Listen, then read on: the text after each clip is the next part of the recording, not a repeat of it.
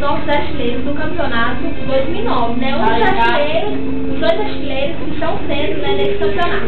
Eu queria chamar o Ronaldo do Corinthians para participar da nossa entrevista ao vivo. Olá, boa tarde. Tudo bem?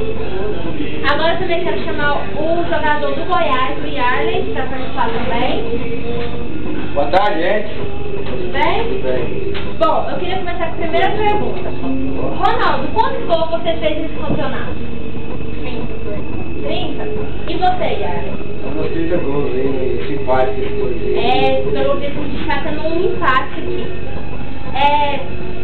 Ô, Ronaldo, qual a sua expectativa para esse campeonato? Vai ser campeão, vou ser artilheiro desse campeonato, eu vou ser artilheiro, eu sei que é bom. E você, Yarley, qual a sua expectativa? Expectativa é que estamos num bom jogo, né, um bom time, esses caras aí do Corinthians, esses bandos moloqueiros aí, né? Isso a gente dá conta aí, né? Porque você sabe, os caras é fraco, tem valor, mas desse campeonato é fácil. E Ronaldo, me fala o que você acha do seu adversário, Yarley. Eu sou fraco, mas eu vou estar cagado. E você, Yarley, quanto acha do seu adversário, Ronaldo? A gente assim, mais magrinho assim, né, corre mais, essa barriga aí, a gente confunde se é qualquer bola aí, mas vamos aí, vamos ver. Tá certo.